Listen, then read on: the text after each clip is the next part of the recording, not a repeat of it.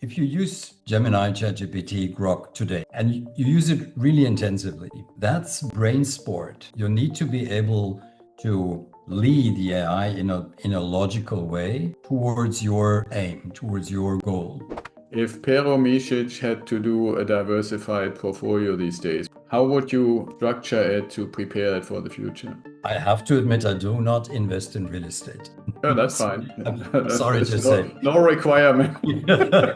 These are the two classes of assets that I would invest in. A small part in crypto, predominantly Bitcoin, and in high conviction stocks.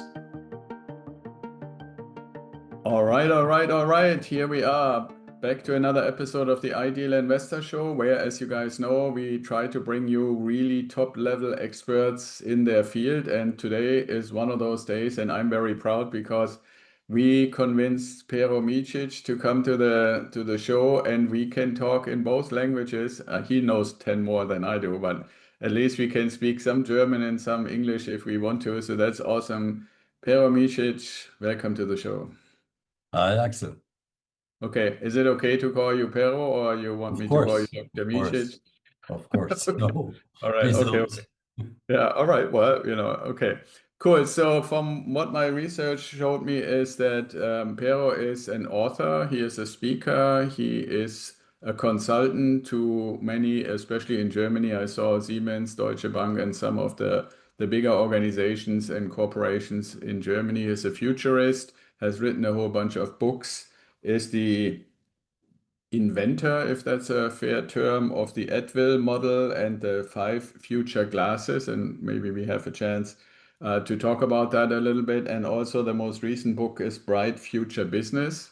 I'm assuming available in English and German for those who want to try that. So, what did I miss, 𝐀𝐻𝐿?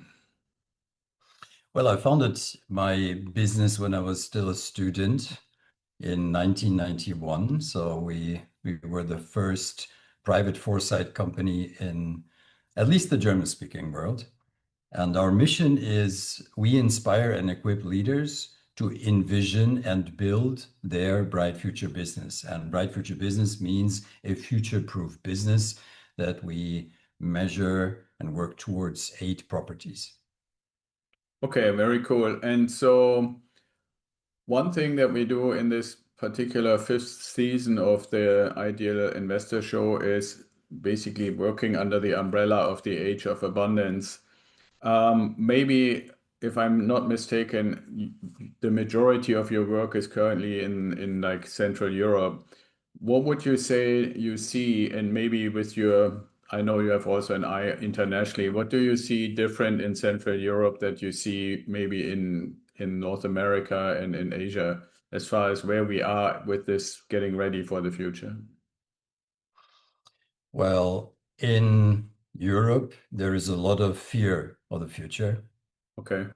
And in China, there is a lot of joy for the future. And in North America, it's quite somewhere in the middle. Fear of the future means that any organization is standing still because you're defending yourself against the innovations and the progress because you want to keep things as they are. You have a loss aversion, and it's always bigger. We've known that since Kahneman and Tversky in the 70s. It's always bigger than your lust for profit and your lust for progress. So that's what drives us or what hinders us. And we have a major obsession with reducing risk to the Okay. level that we don't make any progress. So financial risk, any kind of risk with using products, that's what's really the bottleneck. That's what's really holding us back. And is there a chance that this is going to change? I don't see it on national levels, and I don't see it on governmental levels. But every single person and every single company actually has no limits. So they can break through and develop the joy for the future to see, develop, and achieve the next era of the business.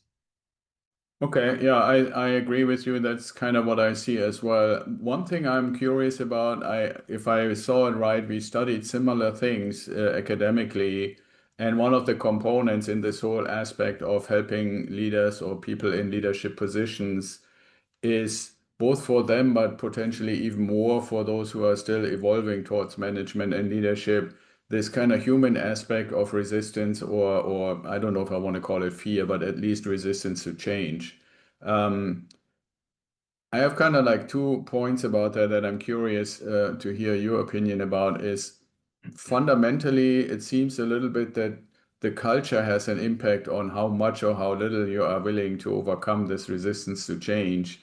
But I'm also curious what you see, how much influence the media has in forming people's opinion and then getting to the point where they make it basically their own opinion or they're informing their actions, and how much of that sequence impacts then, especially for leaders to decide, okay, well, how brave or how risk averse can I actually be? It's a process. So if you look at the real news, what's really happening, it goes through several filters and boosters. The first one is the negativity bias and the media knowing about our negativity bias. So we click more and we read more and watch more about negative things. Then there is the media spin. They all have some kind of bias towards the left, right, up, down. And only then we perceive the news. So it's already a different reality that we see.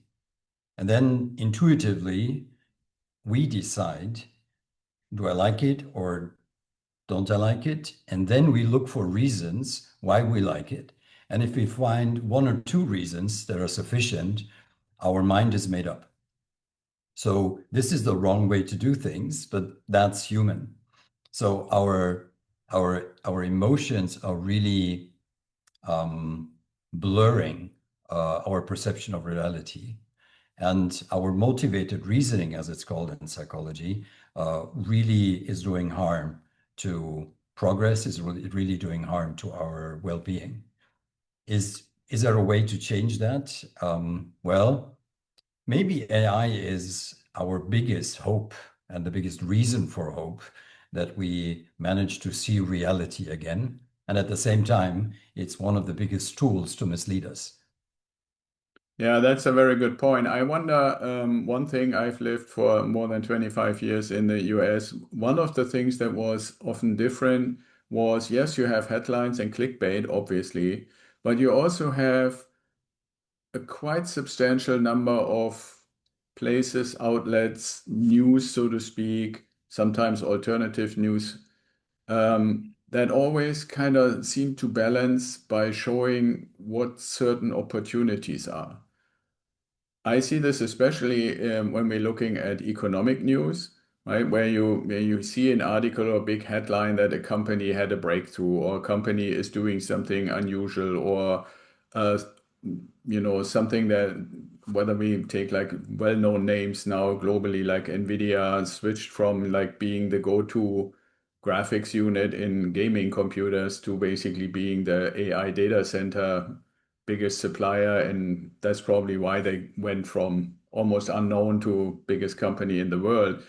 Yeah. So this seeing the opportunity, to what extent can people who are interested in this topic and want to basically prepare rather than just sit and wait what happens, be advocates for the opportunities? Do you see anything that regular listeners or viewers that listen to us could do?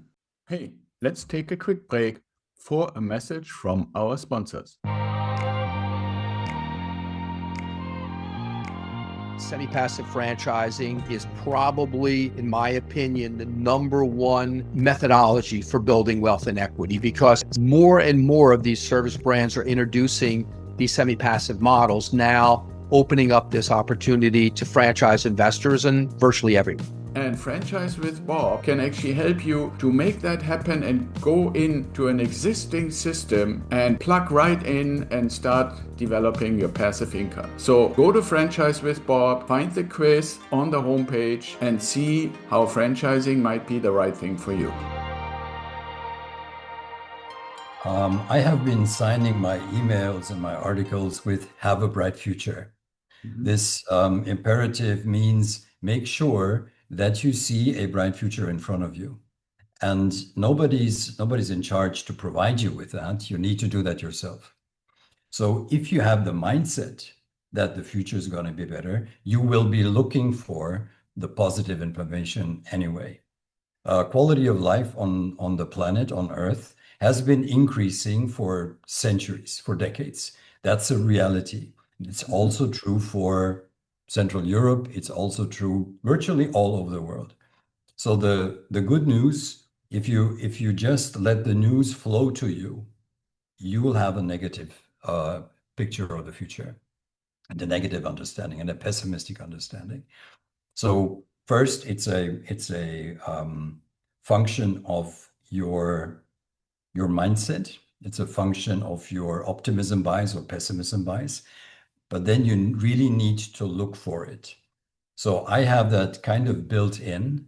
I surrounded myself with people who have that built in my company, and that's why we're balancing more to the positive side, because everything's negative anyway. And there are opportunities. There are a lot of reasons to feel joy for the future. In German, it's Zukunftsfreude, but there is no real media that I would look at, except for like authors like me and maybe some others. If you look at the Tesla community, they're pretty positive, but it's kind of one-sided because it's all about one company or one entrepreneur. But there is a set of people, and you really need to look for them and to curate what you consume as news. Yeah, absolutely. I'm with you. I mean, while you were describing it, the thing that popped into my mind as an observer who is not been or constantly in Germany for a long time, that what you first said would probably be really there isn't a government program where I just fill out a form and then the future is going to be presented to me or whatever I need to do to get it. Yeah. But joking aside, I think one of the aspects, and I believe it's not just a matter of what should we do to prepare for this age of abundance and this embodied AI future. For one, I think there it should be a healthy curiosity rather than operating from a place of fear, right? So that for me is a big mindset issue that I'm constantly drumming in every opportunity. We're actually doing a program right now called Abundant Money Mindset, which mainly focuses not just for money being abundant, but in reality having an abundant mindset that fosters curiosity. And when you then hear, okay, what can like a large language model do for me, or what can maybe a humanoid robot do for me? Can it be affordable? What impact will it have to labor or energy and all these kind of Tony Sieber projections and so forth? I think that curiosity aspect is really, really important. So I know that you have done a bunch of research. Can you expand a little bit? If you look at somebody who is maybe considered, at least by German standards, reasonably successful by having investments, whether it's stocks or real estate or gold or Bitcoin or stuff like that, which is kind of like the pie that we recommend for our clients. From that perspective, on this journey, we call it the journey to the time freedom point, where your assets basically support you to the extent that you have the freedom to use your time as you want. Now, I see from a bunch of futurists like you saying, well, okay, you might have way more time in the future. So I'm curious, do we need to change the things that used to basically make us successful from an investing perspective? Number one, and number two, and that's kind of the main point. How will our life look like from a futurist perspective when these things, these abundance things come into play more and more? I am as much a strategist as I'm a futurist, because Okay. what futurists provide is kind of the raw material. So it's ideas. And Right. as an entrepreneur and leader, you need to process it and make your own assumptions and develop your own strategies. When we look at AI and robotics as embodied AI, we can assume that in the course of the next 10, 15 years, 60 to 80% of the tasks that are done by humans today will be taken over by AI and robots, 60 to 80%. So, which is great if you own shares of companies who are well prepared. If you don't, then it's pretty dangerous and pretty challenging. We have a system in our economies that relies on over 90% of people needing a job to live, to make a living, and to earn a living. And this system cannot survive. And it's not necessarily that there is no alternative. So who's the one target group, the one group of people who don't have to be fearful about an AI and robotics world? It's those people who own companies or own shares of companies that are well prepared. So we need to put people and to help people to become owners of productive assets as fast as possible. In most countries, we lost decades because we could have helped people to do that. Instead, we forced them, at least in Europe, in most countries, we forced them to save in money. We didn't force them to invest. We forced them to save money, which is catastrophic, because that's one of the reasons why people are staying poor. So we will either be in an abundance scenario or in a horror scenario where everything breaks down. People don't have the money to buy the goods and services. Companies lose their revenue, lose the profits. The state doesn't take in the taxes. So everything is breaking down. And there's a crisis scenario in between where we kind of muddle through. In the long run, we will all live in an abundance world. But the transition, as many people say, the transition is going to be challenging. And we had that 200 years ago already. We had the Luddites and we have all the times that led to the revolutions that started in 1848 in Europe. That was a dangerous world to live in. And I'm hoping that we will have the tools and the understanding not to fight wars and go through revolutions in order to help people to go through that. So how are we going to help people? First, make them owners of productive assets. For example, give any newborn $100,000 or $200,000 or euros. They're obliged to put it in a fund. They cannot access it before they're 60, but they can borrow against it. This takes decades. We can also help people who lose their job to a robot to invest in such robots, that lose their jobs to an autonomous truck to invest in such a truck. This would provide earnings immediately, but we will have to pay transfers, not necessarily unconditional. I don't see a reason it should be unconditional. But it should be done in a way in the form of a negative income tax. And we could kind of abolish the entire social welfare system of most countries if we just use that system. But since we are overcomplicating stuff, we build really crazy social welfare systems. And how can we finance that? There are 20 options, but most likely it's going to be some kind of higher or more intensive taxation of company profits. Okay, makes sense to me. One thing that I find fascinating in this context is there are communities that I lived in the United States as a society. We are trying to take advantage of opportunities when they present themselves is kind of a normal thing. Some people have a little bit more of a hesitation to actually jump into the deep, so to speak, but it's kind of more like a regular thing. And I've seen and studied quite a bit of especially Chinese people, and it seems almost similar when they got an opportunity to get out of the agricultural type of economy they had and get into industry and get into ownership of business, of economic zones and all that stuff that happened over the last 40 years. they jumped on it too and had gratitude. And I have the impression that in a lot of other places around the world, like whether it's Eastern European countries or some places in the evolving world, the global South, for example, that there seems to be, we're just waiting for the opportunity to present itself, and we are willing to bring the energy and whatever pain is necessary to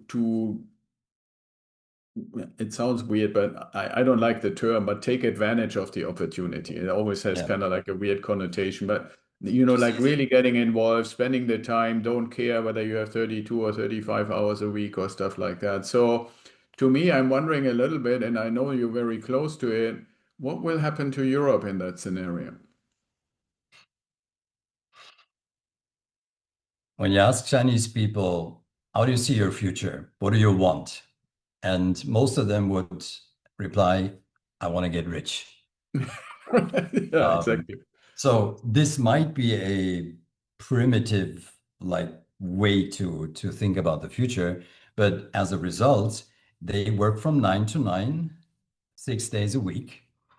They really are engaged. They really are motivated, and they're prepared to be disciplined, to suffer, to make short-term pains, to accept short-term pains for long-term gains. Yeah. It's not everything that glitters is gold there. They have their problem with the real estate market and so on. But we don't have that, for example, in Europe. We've been successful for a very long time. In Germany, we were Exportweltmeister. We're world leaders in exports. And now we complain that we lost that role to China. China overtook us within 4 years in the export of cars. That's dramatic. So we have a lot to lose. It's about the culture and the mindset. And culture and mindset don't change very fast. That's why I say we can either wait for things to become better, they won't. So when I say joy for the future, it's not about that I'm predicting the future is going to be better, so wait for it and then look forward to the future. No, we have no choice. We need, at least as leaders, we need to ignite, we need to discover the joy for the future within ourselves. Then we need to ignite it in our team. How do you do that? By developing a credible, realistic understanding image of the next era of your company, how it will be transformed to be very future-proof. And you need to do that because at any point in time, there are at least a dozen teams somewhere in the world who are thinking about the next era of your business, but without you. So that's how we need to do it. So I'm pretty positive and optimistic for single entities, individuals, companies. And if many of them restart and reignite their joy for the future, then it's going to be better. But as a European society or societies, as nations, I don't see a high probability that we're going to keep up with the Chinese, and not even with the United States. Okay. Okay, that's good to know, I guess, if you want to prepare, if you are one of those positive mindset people who have curiosity. One thing that I'm being asked quite a bit, and I'm just making the assumption here, you can tell me if I'm right or wrong, if you are being asked the same thing quite often, if we look at, and let's leave Peter Diamandis and his crew on the side. If we just go with what's been traditionally true, that the life expectancy is basically 100 years, and getting more and more to be pretty much 100 years. And we look at, okay, for the people that are in the second half versus the people that are in the first half of that life expectancy, what would you say, how should members of these two groups prepare for the future?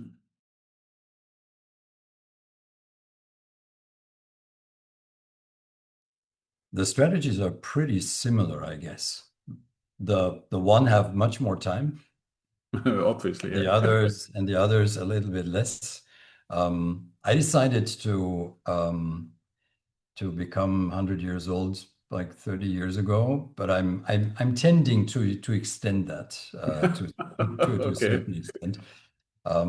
First, if we really accept the assumption that 60 to 80% of human work is not going to be done by humans anymore, there will be new jobs, of course, but those new jobs, the new tasks, are going to be supported, augmented with AI and robotics as well. So for the first time in technological history, we will not create as many jobs as we need.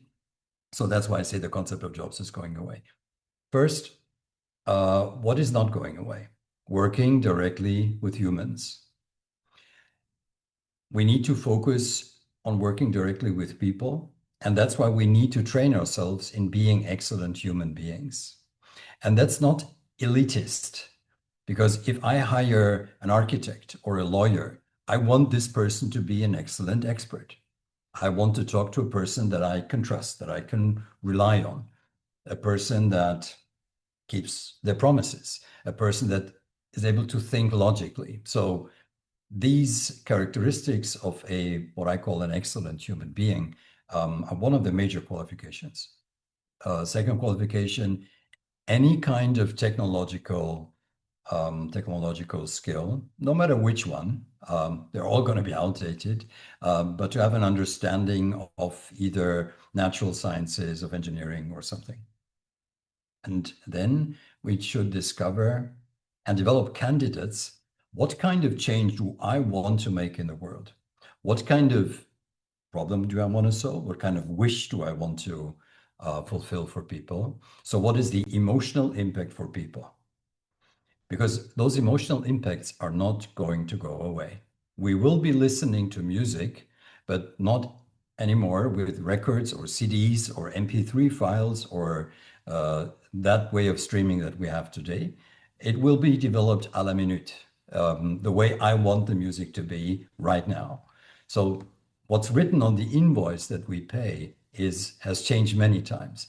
What people actually buy has not changed. So we need to focus on what is not going to go away. So that's our mission. So that's where we should be passionate about. It's not just being passionate about what we do, but what we can provide as an impact. And then we need to make sure we are pretty unique.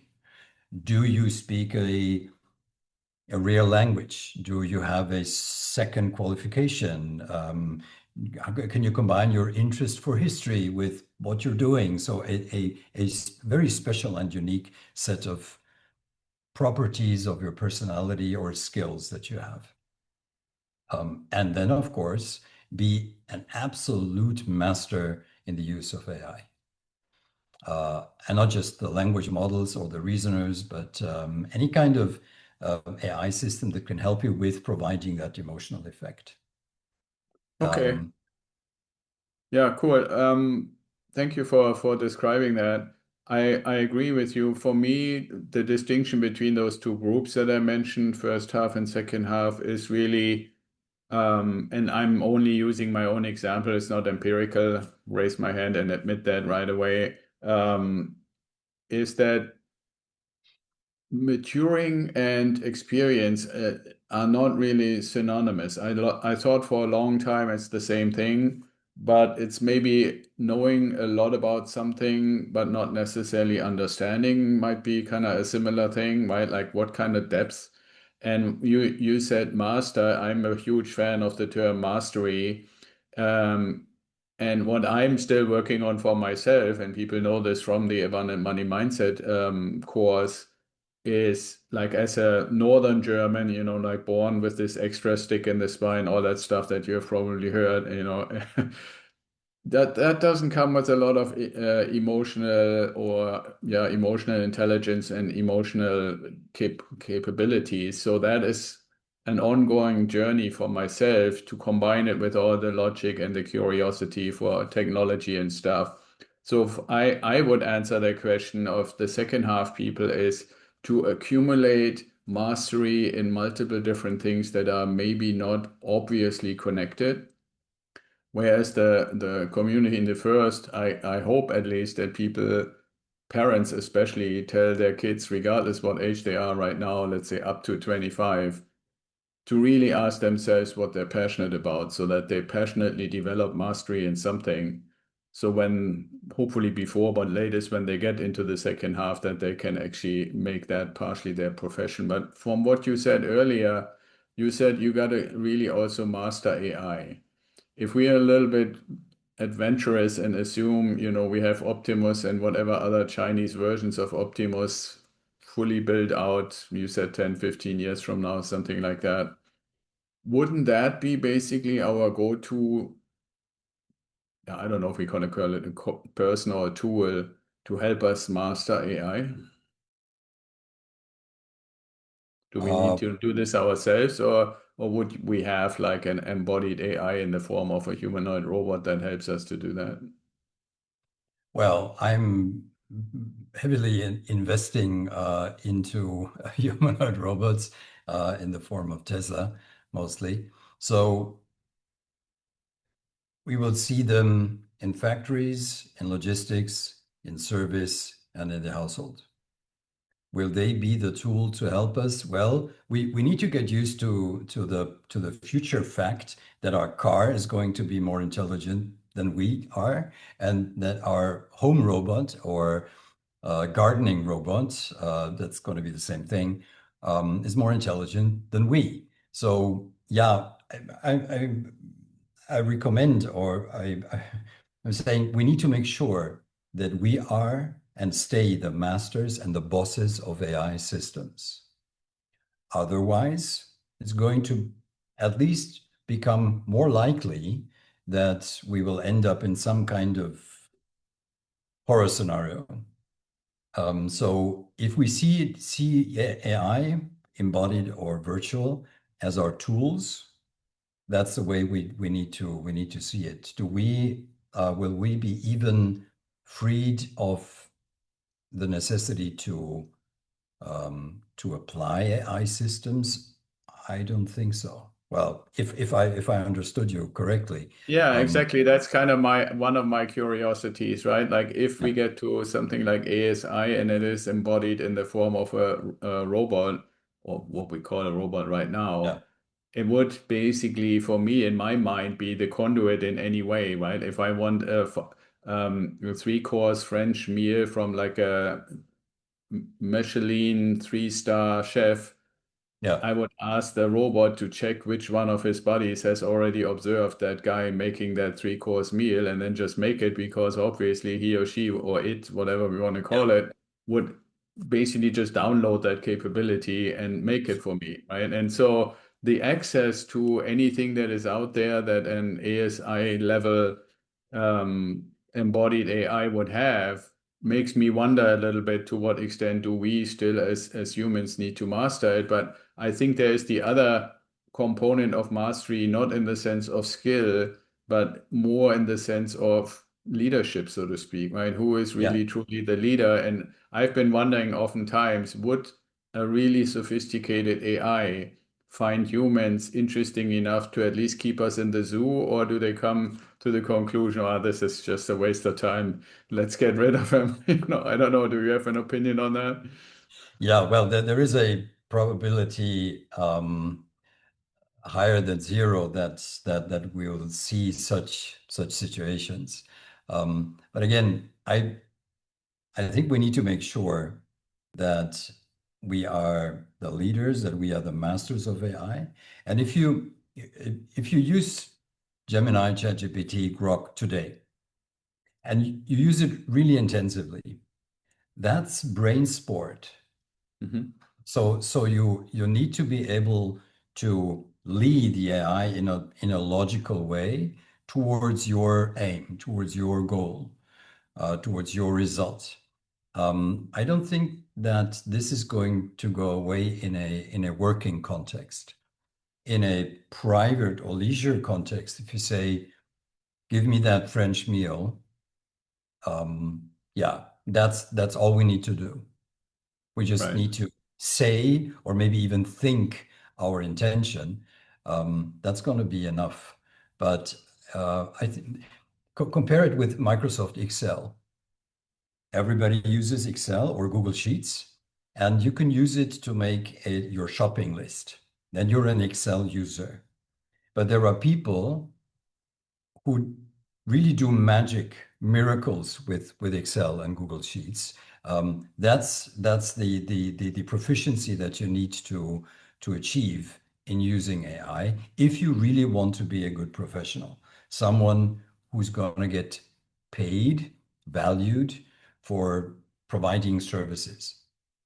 Okay, cool. Yeah, and I think there is a little bit of murkiness there. We can speculate, but I think it's a little early to go all out and say we want to pretend that we could foresee how humans will actually evolve together with AI and robotics will evolve, and how will that ultimate. I would say it is a form of relationship, and how that's exactly going to play out Yeah. is not really known. And I'm also personally not sure that we can just generalize humanity is going to deal with it this way or that way. I think that has a lot of cultural components, geographic components, and other things like that. Now, since this show is fundamentally supposed to help people in the role of an investor, if Pero Micic had to do a diversified portfolio these days without naming necessarily particular companies, how would you structure it to prepare it for the future? I have to admit, I do not invest in real estate. Oh, that's fine. I'm sorry to say. No requirement. I'm sorry to say. Our work has always been about the opportunities, mostly driven by technological innovation. So while consulting with our clients, we learned a lot, and I learned a lot about what is developing, what is possible. For example, in 2006, I presented to leaders at Bosch and Continental the possible threat of electric vehicles with a picture of Tesla. They didn't even have the first Roadster then. So these are first very early signals, early warning signals, or early opportunity signals that we see. I do believe that cryptocurrencies or crypto in the form of Bitcoin and Ether, that's what I do. I don't speculate with any other. That there is a good reason to have at least a couple of % of your portfolio in them. And I really buy the narrative that particularly Bitcoin is going to be a store of value. Right. And I might have answered your question differently 20 years ago, because I kind of I bought my first stocks when I was 19, because as a child of a guest worker in Germany, I wanted to become an entrepreneur and become rich and become an investor. I lost money. Then I didn't invest for a couple of years, and I started investing in the dot-com boom. I lost money. So I came to the conclusion I will never again invest in single stocks. Then I invested in funds. But I returned to single stocks with, for example, Tesla, for example, Palantir, and similar companies. So I'm pretty calm and sleeping well with high conviction focus investments.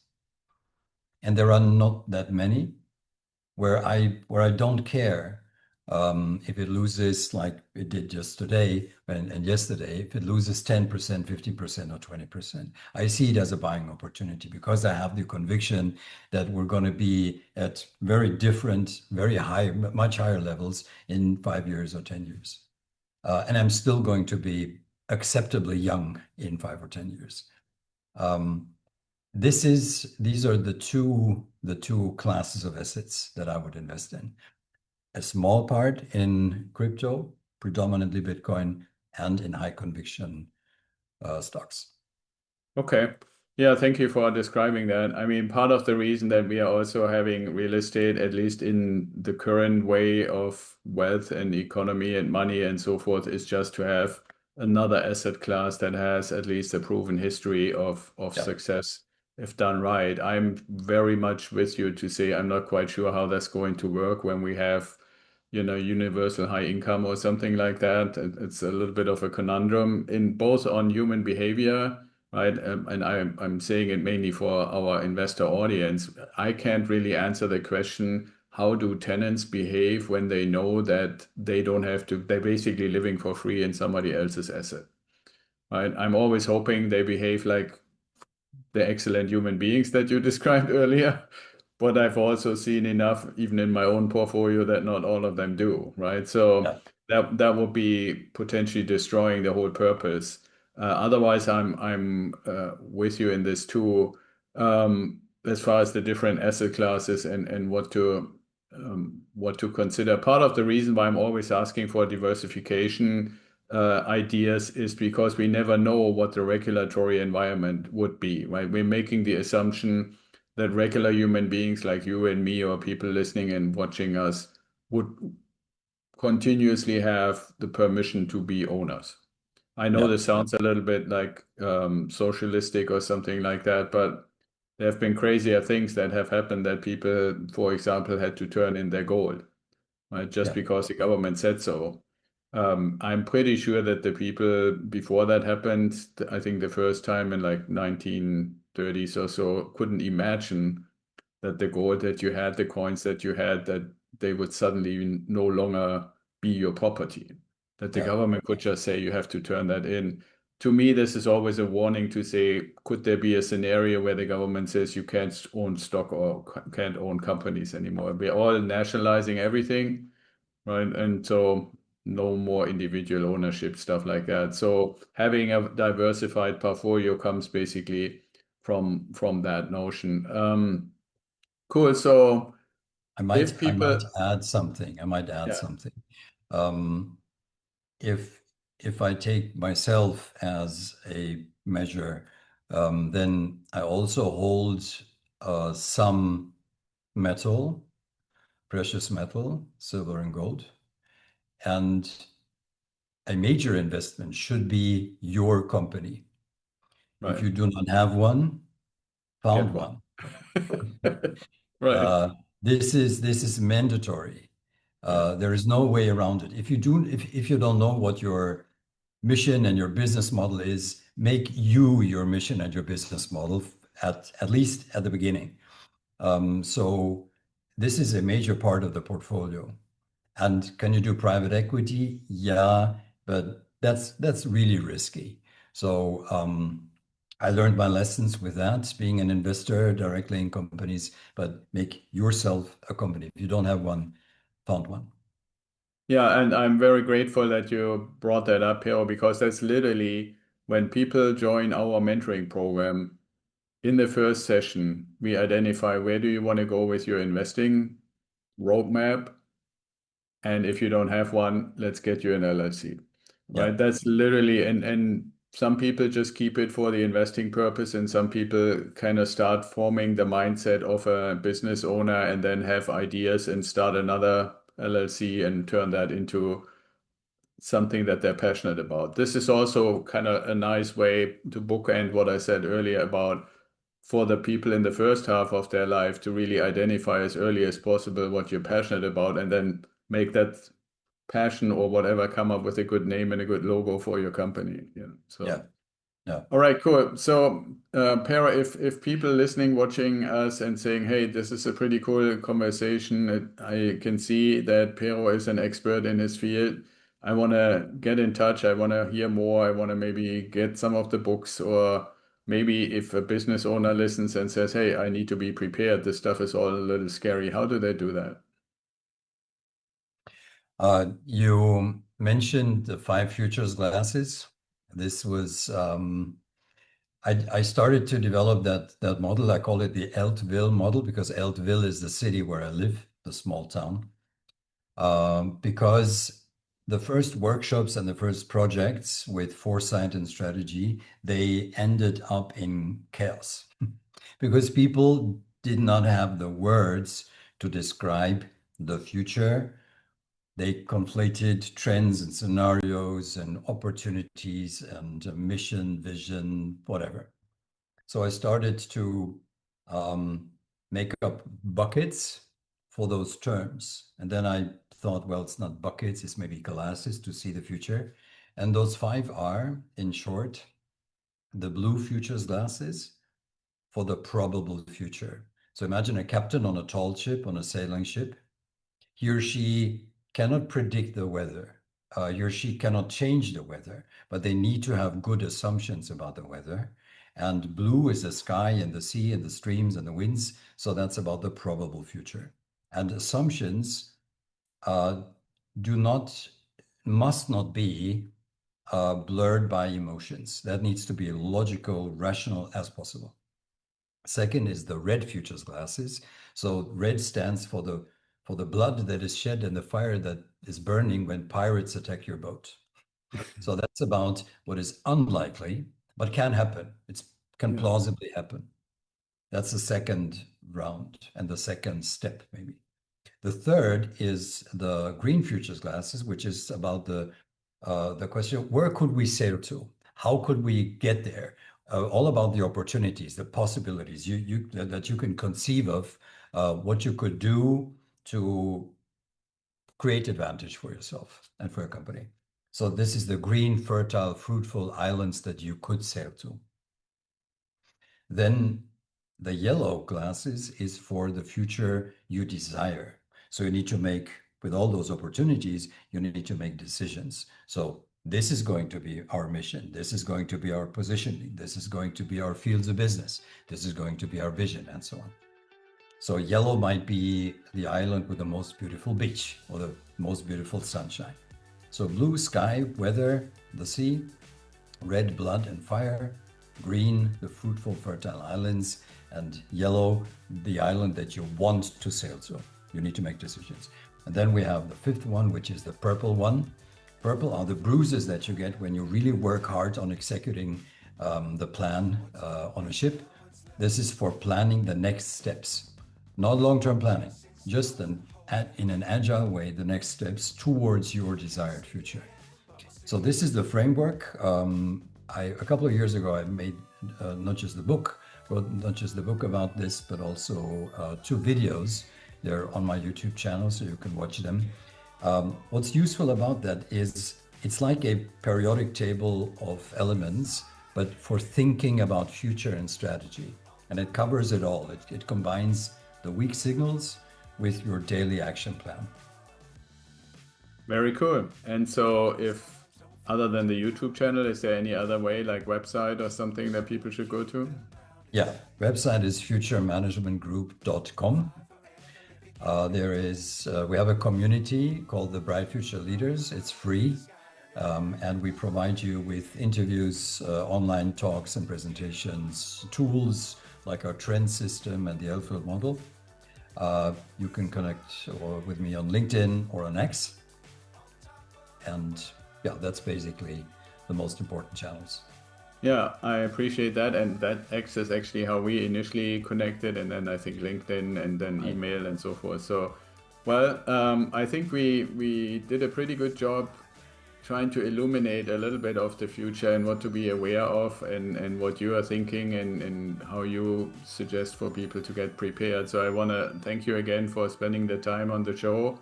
And I really hope that as this is so rapidly happening, that maybe we can do it every once in a while in the future to see where were we right and where were we wrong. Looking forward to.